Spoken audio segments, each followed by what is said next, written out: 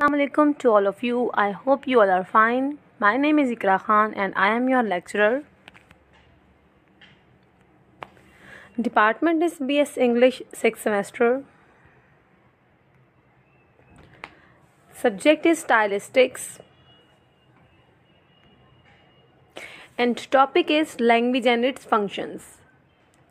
आज का हमारा टॉपिक है लैंग्वेज और इसके फंक्शंस हम डिस्कस करेंगे कि लैंग्वेज और इसके फंक्शंस जो हैं वो किस तरह से हम स्टाइलिस्टिक्स में यूज़ कर रहे होते हैं जी। See, first of all, we will discuss the definition of language. Language is the most important tool of communication that invented by human civilization. Language helps us to share our thoughts, ideas, emotions, feelings, and convey proper messages to one another.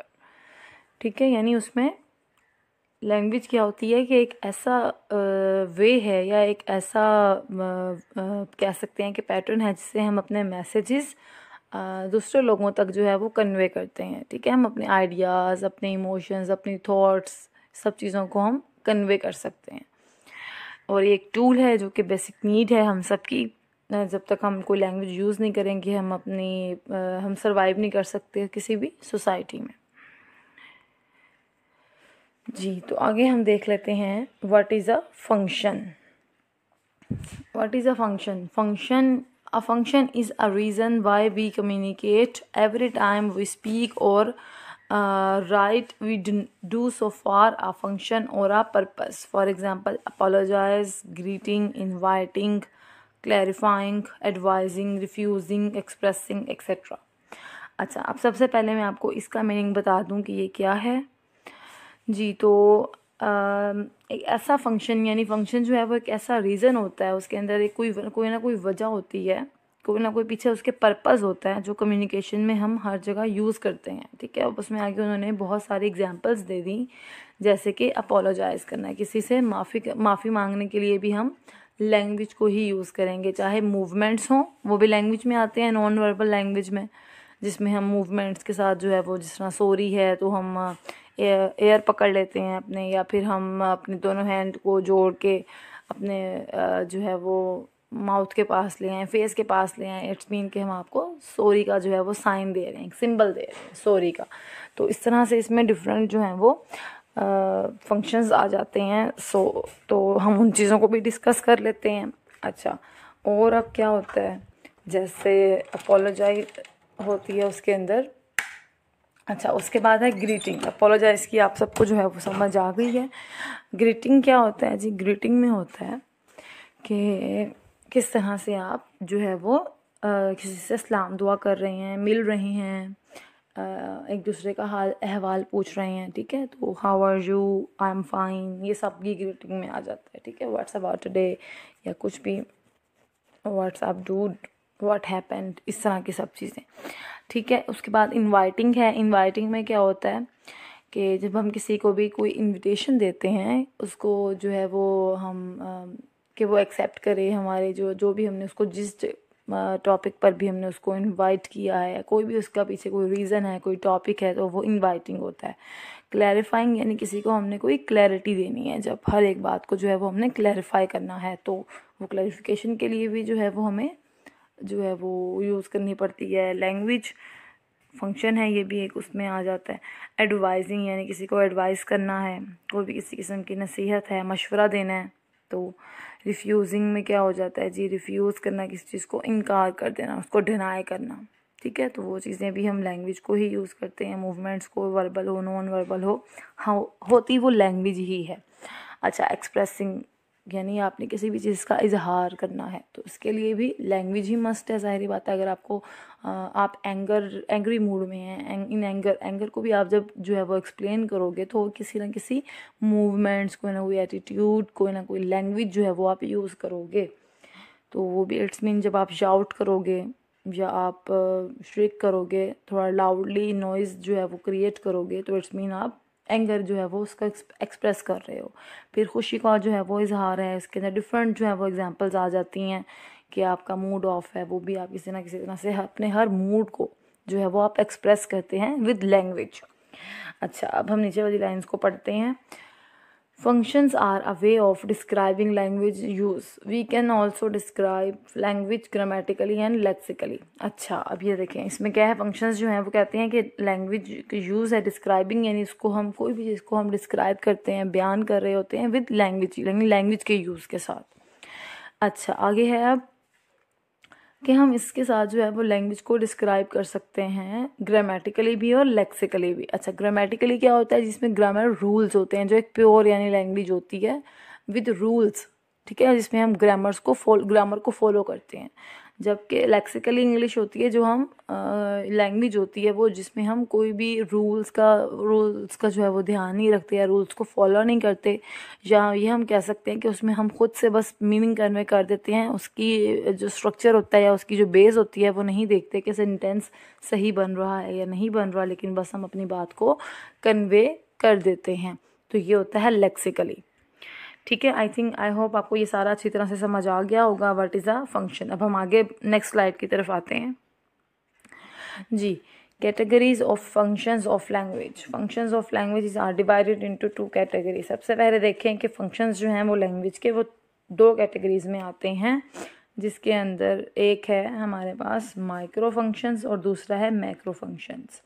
अच्छा, अब सबसे पहले micro functions जो हैं उनको भी देख लेते हैं। Psychological function, pathic functions, recording functions, identifying functions, reasoning function, communicating function। Macro functions में आ जाते हैं 4, ideational function, interpersonal function, poetic function और टेक्सचुअल फंक्शन। ठीक है, अब हम सबसे पहले माइक्रो फंक्शंस को जो है वो डिस्कस करेंगे। ये बहुत छोटे छोटे से ही सबको यहाँ पे डिफ़ाइन किया गया है, लेकिन इनके कंसेप्ट क्लियर हो जाएंगे अच्छे से। अच्छा, सबसे पहले हम करते हैं अपने साइकोलॉजिकल फंक्शन को। Releasing function and nervous energy. Curse words are used to serve this purpose as they rarely convey any meaning and are only to make the speaker feel better। अच्छा, ये वो फंक्शन होता है जिसके लिए आप जो है वो बहुत कम यूज़ करते हैं उसमें कर्ज वर्ड्स, यानी जिसमें आप कोई रिवेंज या फिर आप कोई बद्दुआ दे रहे हैं या फिर आप कोई मिसबिहेव कर रहे हैं। ठीक है, वो चीज़ें का उसमें बहुत कम यूज़ होती हैं, उसमें कन्वे किया जाता है मीनिंग साथ, ताकि स्पीकर जो है वो यानी अब जिसमें कहते हैं ना गुस्सा निकाल दिया सारा, फिर जो है वो स्पीकर उसमें बड़ा फील करता है बेटर। ठीक है, for example fans of sports, जैसे अगर स्पोर्ट्स के जो फैंस हैं क्रिकेट टीम के, अगर वो हार के आती है तो उनको बोलते हैं, सारा बुरा भला भी कहते हैं नेक्स्ट। ठीक है, ताकि वो बाद में उसको, लेकिन वो जब अच्छा खेलते हैं तो उनको सपोर्ट भी करते हैं इस तरह। अच्छा, पैथिक फंक्शन होता है इज़ फॉर सोशल एबिलिटी। ये सोशल एबिलिटी होती है। जिससे phatic use of language is characteristics mainly of speech, however in certain types of writing it can also be noticed. अच्छा, अब वो कौन सी होती हैं, for example letters use where with the beginning dears, yours faithfully, yours sincerely. जिस तरह हम बड़ा फॉर्मली इसको यूज़ करते हैं डिफरेंट पीस ऑफ राइटिंग में, जैसे लेटर में, एप्लीकेशन में, कभी एसेस में, डिफरेंट यानी पीस ऑफ राइटिंग में, रिपोर्ट्स में, डेमोज में। तो जिस तरह लेटर में भी यूज़ किया जाता है बिगनिंग में, डियर, माय डियर फ्रेंड, ठीक है, या माय लवली फ्रेंड, कुछ भी इस तरह से अगर आप ऐड करें और लास्ट में जैसे आप लिखते हैं yours obediently, faithfully, sincerely, affectionately, इस तरह के वर्ड्स वो होते हैं फैथिक यूज़ ऑफ लैंग्वेज। ठीक है, यानी फैथिक फंक्शंस होते हैं।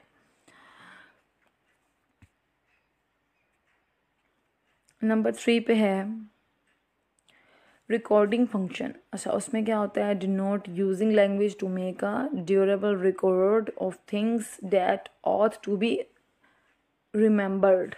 अच्छा, इसमें क्या होता है कि आप कोई भी चीज़ जो आपके पास राइटिंग है वो आप रिकॉर्ड फॉर्म में रखते हो। अब ये नहीं होगा कि वो रिकॉर्डिंग ही हो किसी चीज़ की, वो भी हो सकती है। इसके अलावा आपके पास हार्ड फॉर्म में, सॉफ्ट फॉर्म में आपके पास कोई भी चीज़ जो है वो पीस ऑफ राइटिंग आपके पास सेफ हो सकता है एज अ रिकॉर्ड, यानी आपने उसका रिकॉर्ड रखा हुआ है, वो रिकॉर्डिंग फॉर्म है यानी। ठीक है, फंक्शन की। फोर्थ वाली है identifying function. Language is use to identifying the object and events in world we live in. We use names to classify different types of things, whether we call a car or automobile, but you are lorry or a container behind it. अच्छा, अब इसमें क्या होता है कि identifying function, जिसमें आप हर चीज़ को आइडेंटिफाई कर सकते हैं। आपको पता होता है कि ये ऑब्जेक्ट वो नहीं है या ये इवेंट वो नहीं है जो आपसे रिलेटेड नहीं है, या जिसको इसकी आप होप नहीं कर रहे थे, जिसकी आप तवक्को नहीं कर रहे थे कि वो होगा। जैसे अब इसमें एग्जांपल दी हैं कि जैसे आपने कैब मंगवाई है, लेकिन उसकी जगह अगर लोहरी या कंटेनर आ जाए तो आप जो है वो आइडेंटिफाई करेंगे। ज़ाहिरी बात है, आप कुछ टाइम के लिए रुकेंगे, सोचेंगे कि ये हमने तो कैब ऑर्डर की थी, यानी कैब मंगवाई थी, कैब कॉल की थी, तो यहाँ पे ये कंटेनर क्यों है, यहाँ पे ये लॉरी क्यों है। ठीक है, इस तरह से। अच्छा, आगे है 5th पे रीजनिंग फंक्शन। इसमें रीज़न है, ये इसके नेम से, सबके नेम्स के साथ ही आपको पता चल जाएगा, आइडिया हो जाएगा कि बिहाइंड इट क्या जो है वो इसका फंक्शन जो है वो मेन क्या हो सकता है, उसको आप कैसे डिफाइन कर सकते हो। यानी आपके नेम्स के साथ ही कंसेप्ट सारे क्लियर हो रहे हैं।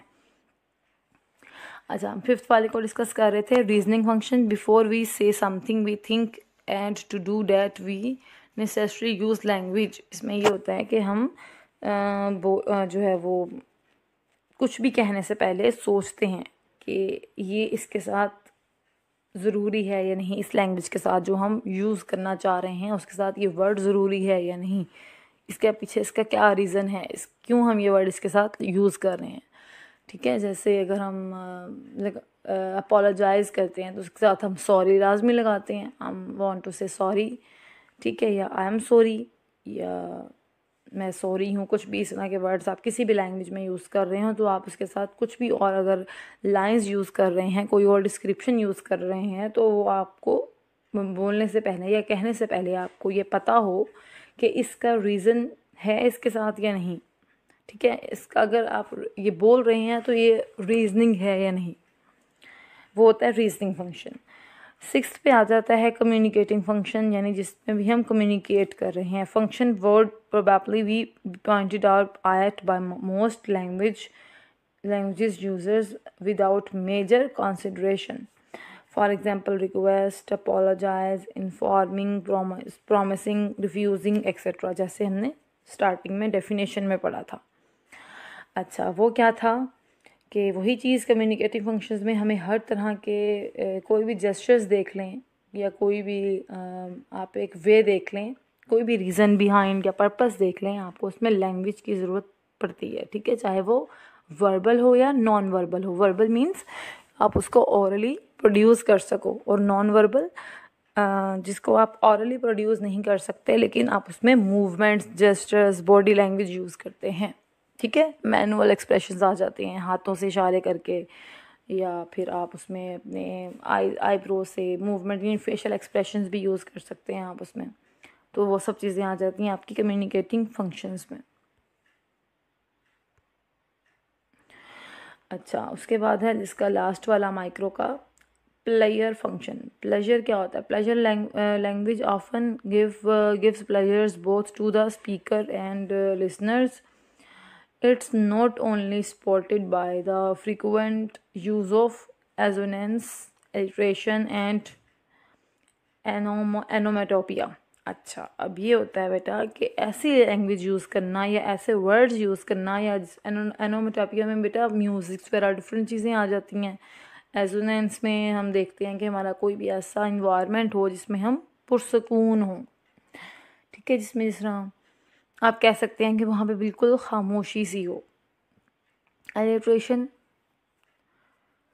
जो है वो भी इसी तरह से ही है एनोमेटोपिया के जैसे। आप हर एक का बेटा अपना अपना जो है वो एक कंसेप्ट होता है हर एक चीज़ को लेके। अगर कोई गुस्से में है या अगर कोई किसी का मूड ऑफ है तो वो अपने तरीके से जो है वो उसको लेके चलेगा। मीन्स कि वो ये नहीं कहेगा कि अगर एक बंदा जो है वो मूड ऑफ होता है जब उसका, तो वो सॉन्ग सुनना पसंद करता है, तो दूसरा में भी वो ना करना पसंद कर रहा हो, वो उसका कोई और वे हो प्लेयर के लिए।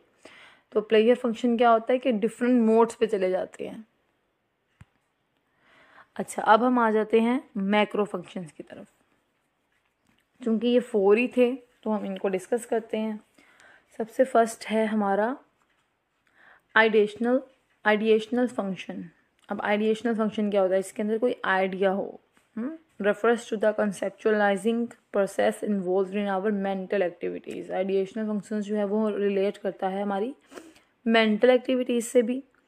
मींस मेंटल एक्टिविटीज़ के हमें कोई ना कोई मेंटली हम वर्क कर रहे होते हैं, आइडियाज़ सोच रहे होते हैं, आइडियाज़ ला रहे होते हैं अपने माइंड में कि हमने इस चीज़ से कैसे निकलना है या इस चीज़ को हमने कैसे करना है। तो वो हो जाता है हमारा आइडिएशनल फंक्शन। जैसे अगर मैं आपको कोई एक टास्क देती हूँ स्टूडेंट्स को कि आप लोगों ने ना एक चीज़ है, इस पे असाइनमेंट बनानी है, कि इस पे आपने एक प्रेजेंटेशन तैयार करनी है, कोई भी टॉपिक दे देती हूँ, डायलॉग दे देती हूँ किसी भी सेलर और कस्टमर का, तो उस पर आपने खुद से जो है ना वो बड़े अच्छे अच्छे पॉइंट्स नोट करके लाने हैं। ठीक है, डिफरेंट आपने देखना है कि कौन से टॉपिक जो है वो कॉमनली यूज़ किए जा रहे हैं।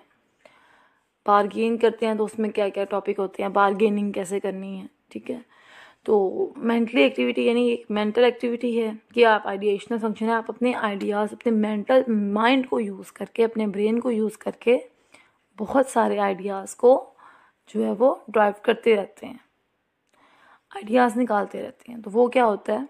आइडिएशनल फंक्शन। सेकंड है यहाँ पे इंटरपर्सनल फंक्शन।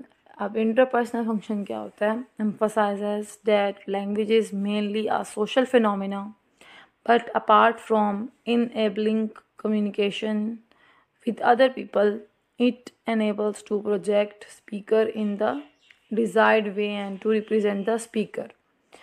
अच्छा, ये होता है बेटा कि इस पे जो है वो प्रेशराइज किया जाता है, जोर दिया जाता है उसी मेन लैंग्वेज पे जो ओवरऑल एक सोसाइटी में जो है वो यूज़ हो रही है। लेकिन वो कहते हैं कम्युनिकेशन जो है वो दूसरे लोगों के साथ भी की जा सकती है। फॉर एग्ज़ाम्पल, अगर